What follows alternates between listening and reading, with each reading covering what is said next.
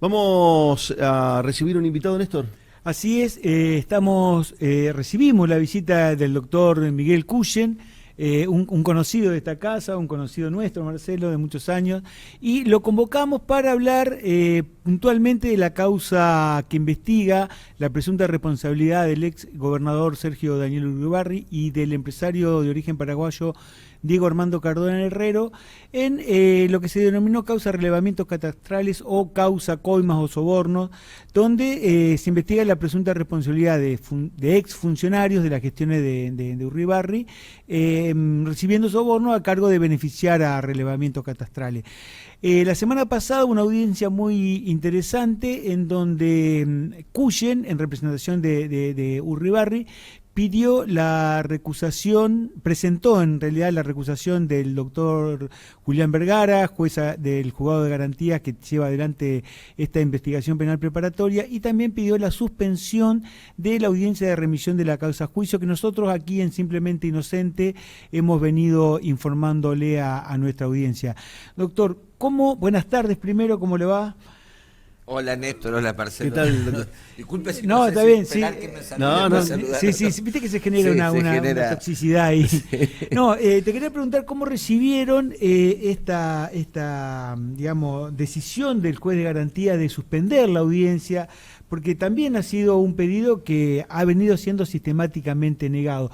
La verdad que contanos también los argumentos por los cuales solicitaste la recusación del doctor Vergara. Sí, te voy a hacer un muy breve raconto de lo que en definitiva pasa en esta causa. Como bien vos decís, esta es una causa que se denomina el tipo delictual o lo que se está investigando es si al momento de contratar con la firma relevamientos catastrales se tuvo en cuenta únicamente los beneficios que traía contratar esa firma o si además se tuvo en cuenta favorecer a la empresa. Es decir, más allá de del interés estatal, también había un interés de favorecer. Por eso se llama negociación incompatible, que es cuando uno se interesa, más allá de lo que... Del bien común. Del bien común. También, aunque haga al bien común, pero también mete... Hay es un uno de los pocos... Claro, pero aunque no hace un beneficio económico, es uno de los pocos delitos que tienen contenido moral. Es decir, es un delito viejo que establece esta cosa de que un poco el funcionario público tiene que tener una vara moral muy alta, entonces cuando aún haga bien hacia el bien común, pero si en vez de mirar al bien común también vio el suyo, bien de un tercero, insisto, aunque no sea una cuestión económica, simplemente me interesé que gane él porque yo lo quiero, porque es muy buena persona, por lo que sea. Porque es la mejor empresa, por lo que sea. Exacto, eso es lo que se investiga. Pero ¿qué pasa? El 95%, por ponerle un monto, pero capaz que es mayor, de la evidencia que se colecta, es decir, sobre la cual se sustenta esta investigación, viene de otra investigación, que es donde se investiga si Sergio Uribarri no pudo justificar su patrimonio, lo que comúnmente se llama enriquecimiento ilícito. Exactamente. Entonces, en esa causa madre de enriquecimiento ilícito, en el marco de esa causa, se llevan adelante una serie de allanamientos. Esos allanamientos producen determinados resultados.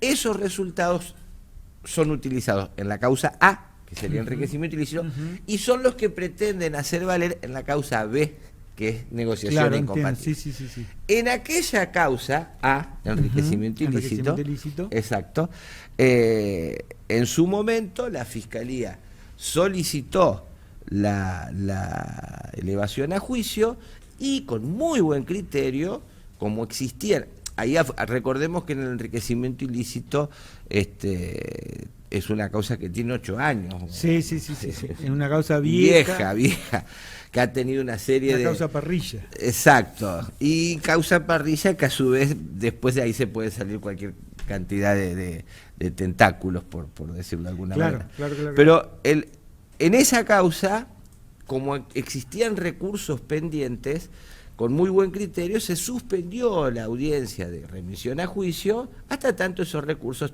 tuvieran resultado. Cuando se decide remitir esta causa a juicio, la B, digamos, la de negociación incompatibles, Nosotros planteamos lo mismo, había recursos pendientes, había peticiones de sobreseimiento. Recordemos que es una causa donde hay gente que ya ha sido quedado fuera del proceso a través de la aplicación de la suspensión de juicio de prueba, ya se han expedido, se habían vuelto a pedir, o sea, tenía una serie de vicisitudes que sosteníamos nosotros y sostenemos que debían ser primero aclarados para después recién hacer la audiencia, pero por una cuestión...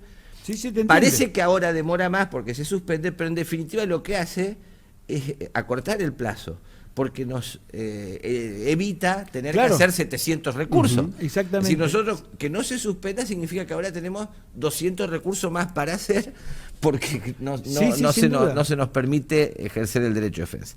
En aquella causa, en la A, de enriquecimiento ahora ilícito. explico lo que pasó. Eso era para que se entienda. Es si un preámbulo, por claro, decirlo de algún modo, para entender por qué. En la causa A, en enriquecimiento ilícito, la Fiscalía, el Ministerio Fiscal, entiende que existen elementos como para pedir unas medidas cautelares, embargos, allanamientos, secuestros, inhibiciones, bueno, medidas cautelares. Dice, bueno, si necesitamos trabajar estas medidas cautelares. Para eso tiene que probar, cualquiera que pide una medida cautelar, mire, yo tengo razón en lo que estoy pidiendo, si bien no estoy haciendo un juicio propiamente, pero hay lo que se llama evidencia, una verosimilitud en el derecho. Lo que yo estoy diciendo tiene visos de ser cierto. Cuando tiene que decir eso la Fiscalía, en aquel momento, normalmente cuando pide una medida cautelar dice, mire, yo soy argentino, soy mayor de edad, por lo tanto tengo derecho a votar, no me dejan votar, pruebo que no me dejan votar, digo, yo necesito una medida cautelar que me permita ejercer el voto. Derecho, que pruebo que soy argentino, que tengo derecho al voto, que tengo mayoría de edad, que no estoy inhibido. Es una pequeña prueba, más allá que después puede venir el juicio final, digamos, cuando se hace el juicio y se demuestra que en realidad no era argentino, que era... Pero en ese momento... Lo mínimo hay que mostrar. Cuando hace esa demostración Fiscalía, en vez de mostrar que para hacer esta medida cautelar yo pruebo que tengo cierta verosimilitud en el derecho, remite a lo que escribió en... Enriquecimiento ilícito. En la misma causa de enriquecimiento ilícito, a lo que ellos dijeron en otro estadio, que es el pedido de remisión a juicio, que tiene 550 hojas. Entonces, la verosimilitud en el derecho surge de lo que escribimos hace 4 meses, que es la fundamentación del enriquecimiento ilícito. Es decir, que el juez, para otorgar una medida cautelar y probar que existía esa verosimilitud del derecho, tenía que leer la remisión a juicio. Esa remisión a juicio tiene la fundamentación de lo que uno va a acusar, pero además tiene todo el desarrollo de la evidencia, de esa evidencia que existe. Que es lo que valoró el doctor Vergara. Exacto. Entonces, si cuando miró el doctor Vergara para otorgar la medida cautelar, observó la evidencia que se está discutiendo ahora en la causa B, y entendió que era verosímil y que le fundaba como para hacer una medida cautelar, en esta causa B, ya no, nosotros que por ejemplo no hemos hablado, pero todas las defensas han cuestionado la legitimidad de esa prueba, de la incorporación, la incorporación de esa prueba y de la prueba en sí misma, porque hay prueba que está hecha por afuera de los cánones legales. Es una cosa que nos pasa solo en Entre Ríos, pero realmente aún hoy se siguen utilizando procedimientos que están prohibidos por el Código. Pero bueno, es una cuestión que nosotros debatiremos. Lo que quiero decir es, eso se tendrá que poner en alguna otra instancia porque es muy grave. Es que se plantea, pero bueno, no tenemos resultados. Después, para hacer 10 programas sobre eso. Ni hablar. Pero quiero decir, ya es evidente que el doctor Vergara, de quien tengo las mejores opiniones, pero esto lo digo honestamente, no puede decir algo diferente a lo que ya dijo hace 4 meses. Si hace 4 meses dijo, esa evidencia sustenta que yo pido una medida cautelar, tiene color para plantear una medida cautelar sobre esa misma evidencia, y no esta otra causa, pero es sobre esa misma evidencia. Yo no puedo decir ahora, acá no tiene color. Mire, estamos debatiendo si entra o no tiene, esa evidencia no sirve para nada. Sería contradictorio respecto de si... Y lo colocaría a él en una posición de violencia. Entonces, lo único que hicimos fue, porque esto tampoco conocíamos nosotros, porque estas medidas cautelares fueron ocultas durante 4 meses, no fueron dadas a conocer. Esto lo digo también, con una justificación, entiendo que errónea, sosteniendo que no se daban a conocer porque quedaban algunas medidas pendientes por hacer y que entonces se podría frustrar. No nos notifiquen cuáles son las que quedan pendientes, pero danos los fundamentos de las que se hicieron. Claro. Para que nosotros poder ejercer el control. Sí, claro. Y Eso se pedía muy pequeño. después de producir la evidencia, porque antes... ¿Qué nos pasa cuando nosotros vemos esas cautelares que desconocíamos por qué habían sido dictadas, qué se había pedido? Vemos que quien la dicta era el doctor Elvio Garzón. Entonces, preguntamos a OGA quién era el juez natural de la causa, y nos dicen el juez natural de la causa es el doctor Vergara. Claro. No nos decían nada más. O sea, no sabíamos por qué había fallado otro juez. Claro, porque había aparecido Garzón. Claro. Entonces, frente a lo que nos dice OGA, que obviamente nosotros entendíamos que era así, pero pensamos en decir, mire, Vergara, pero tomó licencia, no sé, hizo tal... No, nos dijo eso, ¿no? Dije, bueno, si el juez es Medina y me aparece Bellini fallando, Claro. planteo ¿Qué pasó? hago un planteo contra Bellini diciendo, mire, usted no es el juez natural, yo lo voy a recusar, usted no sé qué está haciendo acá, básicamente.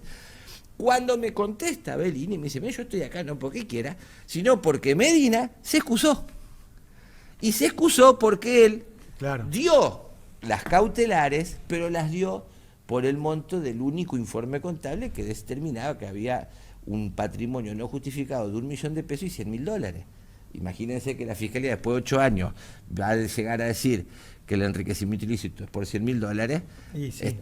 se le matan Y de risa. si no Entonces es apeló enriquecimiento. esa medida, el doctor Labriola, juez de apelaciones, le dijo, bueno, la hace como, no sabemos qué dijo porque todavía no conocemos esa resolución tampoco, pero Bueno, pero básicamente es difícil trabajar sin conocer las es resoluciones. imposible, no difícil. Difícil Sí. sería algo que es sorteable. Va. Porque no es trabajar, Marcelo. Nosotros trabajamos. Lo Sí, que no, no pero podemos es- hacer es defender. Sí, claro, y responder lo que dicen... Y defendernos, yo no puedo defender los intereses de cualquier persona si no conozco lo que tengo que conocer para poder defenderlo. Si no puedo trabajar, puedo ir a 234 audiencias, sentarme y decir lo que yo quiera decir, estoy trabajando, pero no estoy defendiendo. No, claro. No, Eso una es lo que es defensa grave, material. porque no termina ahí. Cuando lo recusamos al doctor Garzón, él acompaña como justificativo de por qué estaba interviniendo, que en realidad le está porque Vergara se excusó, porque dice, como yo ya dije mi opinión de que esto era verosímil, pero por este límite, y para no forzar una decisión contradictoria con lo que acabo de decir, me excuso porque estuvo muy bien. Entonces, cuando enteramos de que él había otorgado esas cautelares, dijimos, en la audiencia de remisión adelantamos, mire, nos acabamos de enterar de esto. Claro. Cuando conozcamos, el día que se nos permita acceder a los fundamentos, si vemos que usted, según nuestro criterio, adelantó Sí, opinión, la defensa lo adelantó. lo eso, adelantamos y eso dijimos, hay que vamos a reconocer. plantear la recusación.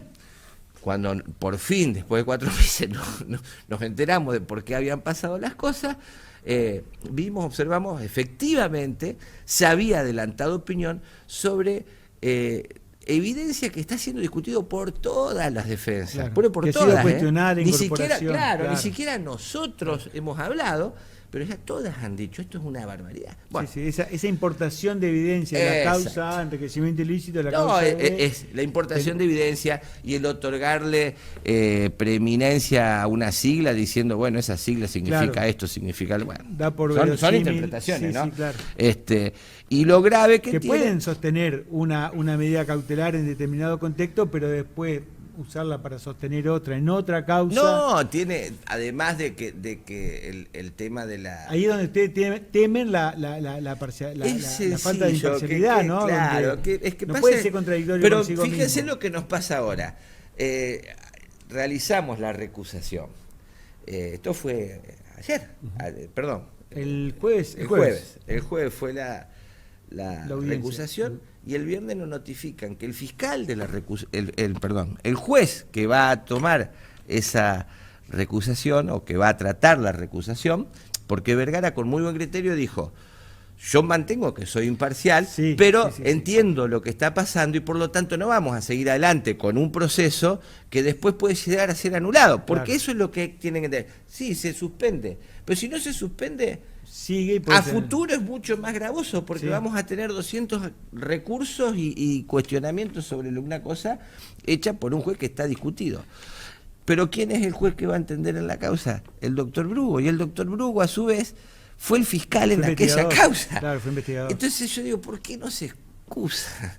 Es decir, nos ponen a nosotros en el difícil. Si yo estoy tratando, yo estoy diciendo que un señor es imparcial porque participó en la carrera de auto del Parque Urquiza, ¿cómo me va a fallar para decidir Claro, si para- eso es o no el banderillero que participó en la carrera Claro. de auto del Parque Es Urquiza? clarísimo, Es sí, muy sí, sencillo. sí, Miren, es esta, sencillo. Marcelo, yo sé que están reapurados, pero No, no. les pido disculpas por ello. No, al contrario. Se hace No, no, tan al contrario. difícil encontrar un lugar donde hablar. Ustedes hace 30 años que hacen judiciales, Sí, los más conozco o a todos desde que empecé. Lo bueno Así es que estoy hace es 30 escuchar años. y Sí, podés entender, tener darle la posibilidad. mayor cantidad de información claro, posible Pero para después entender. que el claro. oyente... Nunca ha habido una privación de justicia como la que le están haciendo a esta persona. Digo, una cosa increíble. Ustedes me han visto trabajar a mí, yo tengo Sí, relación sí. con muchos operadores judiciales muy buena, y no sé por qué, pero fíjense, la condena de Uribarri la deciden 3 exfiscales, la Cámara de Casación que la confirma es una Cámara que fue recusada por la defensa porque la Cámara dijo que Uribarri era el culpable del jury político de Goyeneche, ellos confirman, nadie se aparta. Y esto aparentemente, por los trascendidos periodísticos, ni siquiera nos van a permitir ser escuchados por el superior, que es el último de los bastiones de garantía. Por lo menos en la provincia. O sea, es gravísimo en la provincia, pero es gravísimo. Fíjense, yo hablaba el otro día hoy con Néstor y le contaba que el tema de las recusaciones y de buscar un juez imparcial es algo que debería ser para todos, para los jueces también, un imperativo categórico, es decir, un imperativo kantiano, en orden kantiano. Hay que hacerlo sí o sí, cueste lo que cueste. No está mal que una persona se aparte cuando sospecha o tiene sospechas de que un ciudadano común puede entender que hay una parcialidad, o que Claro, no existe la imparcialidad. Y le contaba que una anécdota, en Estados Unidos, la Corte Suprema de los Estados Unidos es la Corte Suprema de los Estados Unidos. Entonces ellos, históricamente, Está han Dios dicho, y ellos. están al lado. Ahí, Yo creo que codo a está, codo, a veces sí. ellos arriba de Dios y a veces, pero es la Corte Suprema de la potencia mundial. De acuerdo, hay un caso, bueno, no viene al tema, pero una vez en una causa donde un mexicano fue condenado a muerte, se recurre ante la Corte Internacional de Justicia Penal porque no se había dado noticia consular, que es un tema que firmamos todos los países civilizados. Entonces le dijeron a la Corte Suprema de los Estados Unidos, miren, esto es nulo porque no se avisó. Y la Corte le dijo, miren, nosotros está muy bien en la Corte Internacional de Justicia Penal, pero nosotros somos la Corte Suprema de los Estados Unidos. Claro. Y no hay nada arriba nuestro. Ni siquiera conflicto de intereses había. ¿Qué ahí. pasó? ¿Saben qué Tenemos pasó? razón. Claro. El pueblo. El pueblo empezó a descreer. El pueblo empezó a descreer de los fallos. El pueblo empezó a ver que esta gente está como subida en una nube de superioridad que le quitaba Sí, que- absolutamente Y se credibilidad. juntaba la provisión del servicio de justicia, ¿no? Pero eso suena como demasiado técnico. La verdad que dejé de creer. Cuando vos estás alejado de las cuestiones cotidianas, cuando vos estás fallando desde una atalaya o de una torre a la que te subiste pensando que tenés mayores capacidades que el resto de la población, cuando vos no sabés qué es lo que sufre una familia cuando tiene hambre, por qué una persona a veces es empujada o arrastrada por el vecino de al lado simplemente por una garrafa o por un caramelo. ¿Por qué los conflictos barriales? Cuando vos crees que todo el mundo vive el igual que viven las personas que viven en tu entorno, en el country, en la mejor, o sea, donde no existen este tipo de conflictos, y fallás con esa cabeza, te alejás. Te alejás. Es decir, yo recuerdo una causa de una persona que en un barrio muy, muy humilde de la ciudad, habían intentaba, porque así se manejan a veces en los barrios, desalojarlo, por supuesto. No con una carta de documento, claro. tocándole el timbre, señor, por favor, lo invito a que se vaya. A los tiros, a las trompadas y queriendo quemar la casa a las 3 de la mañana. La policía no quiere entrar al barrio. Entonces, cuando el juez o cuando la magistratura la no conoce esa realidad, cree que hay que reprocharle a quien se defendió o a quien tomó algún tipo de participación activa de una manera, porque no, debió mandar primero un emisario, luego la carta documento, después llamar a la policía, y si la policía no viene a esperar hasta que le revienten la casa. Bueno, cuando se empiezan a alejar, la gente que hace dice, yo no creo No cree en más en el esto. sistema, sí. Ya no creo. Bueno, esto pasó en Estados Unidos. Dejaron de creer porque tenían estas resoluciones. La Corte Suprema no abría nunca las causas, es una corte especial. Y ellos tenían, una de las cuestiones que tienen Estados Unidos, que tienen una especie de código ético donde establecen el código ético para casi todos los jueces, es un código que marca cuándo uno debe apartarse. Claro. Es decir, mira, un juez tiene que ser imparcial y esa imparcialidad está puesta en duda en todo un código, en un catálogo. La Corte se dictó su código, no tenía, porque ellos eran los supremos, como eso no estaba en la cabeza de no había nadie. nadie más arriba de eso. Nadie. Y una de las cosas que establece, fíjense, porque eso también hay que reconocérselo, tiene un pragmatismo y una sabiduría para decir ciertas cosas que nosotros nos vamos en nuestra cultura Ramificando. hispánica, creyendo que somos unos grandes juristas y lo hablamos más en difícil. Ellos lo dicen bien claro. Mire, un juez pierde su condición de imparcialidad cuando dentro del criterio de una persona común, en base a los hechos que se exponen, es decir, en base a lo que se le está diciendo, cualquier persona común sostiene que está sospechado de que sea parcial. Y eso pasa, por ejemplo, cuando la mujer o el marido, el cónyuge, el hijo o un pariente de tercer grado ha emitido opinión sobre la causa que le toca fallar, aunque no se aparte. ¿Por qué? Porque cualquier ciudadano que está a pie, yo le cuento que estoy siendo, por ejemplo, juzgado por una persona que ya adelantó opinión, y cualquiera entiende que eso no debería ser así. Doctor, en este caso que usted señala, yo que presencié la audiencia, a mí me quedó clarísimo el planteo de las defensas. Agradezco. Y también, también me quedó muy claro la respuesta del doctor Julián Vergara, que como usted lo señaló, reconoció que él, o no reconoció, manifestó su posición de que él no le afectaba esa garantía de imparcialidad, pero resolvía suspender la audiencia hasta que la alzada, o sea, el Tribunal de Justicia de Apelaciones, se expida respecto al informe que él le presentó con los fundamentos. Claro, incluso él fue más allá, porque él por el eso rechazo a la recusación. Él me dice, yo no cuando hice esta expresión o cuando adelanté la medida cautelar, no intervine en el fondo del asunto y me dio algunos ejemplos que no eran aplicables y no es para hacer la discusión con el doctor Vergara. Claro. Pero él dijo, pero yo entiendo, y arrancó así, entiendo que el sujeto que está siendo investigado, la persona que está en los estrados judiciales, necesita confiar en que la persona que lo va a condenar, a absolver, o lo que sea, es una persona que no tiene ningún tipo viso de sospecha, claro. No tiene sospecha. Y bueno, y si eso se ha roto, no es por una acción mal, sino porque todo el mundo tiene derecho a sentirse en algún momento, lo que le quería preguntar, algo pasa conmigo. Sí, eso se está viendo en esta causa puntualmente, ¿no? Y en algunas unas anteriores, sobre todo vinculada con grupo político, por decirlo de algún modo, y el Partido Justicialista en general. Sí. Pero yo le quería preguntar algo un poquito más mundano, ¿no? En el tema de la recusación, incluso si mal lo recuerdo, el doctor Vergara dijo, bueno, en este caso esta garantía de imparcialidad se vería afectada si cualquier persona viene y si yo sospecho de la falta de parcialidad. Claro, no, yo creo que supuesto, no oficiaría, porque también está esa otra, yo no entiendo como una chicana decir, bueno, se trata de únicamente maniobras dilatorias. Exacto. Me parece, yo lo vino sosteniendo... Perdóname, sí. Néstor, pero justamente eso es lo que te digo.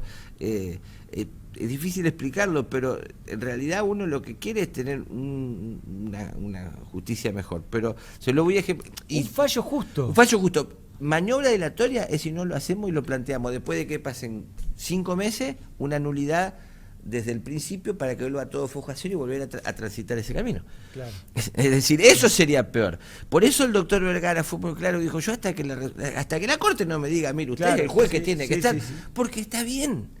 Está bien, por eso nosotros no tenemos que tenerle miedo ni a las recusaciones y nadie se tiene que sentir ofendido. No hay por qué ofenderse, porque no es una personal. Pero no, ¿cómo? Claro, a no ver, es personal. nadie le está planteando, usted es un bruto, no sabe, entonces yo quiero un juez que venga, una inteligencia artificial, un chat GP, como decía el Farber, claro, que me falle porque ese no tiene ningún tipo de...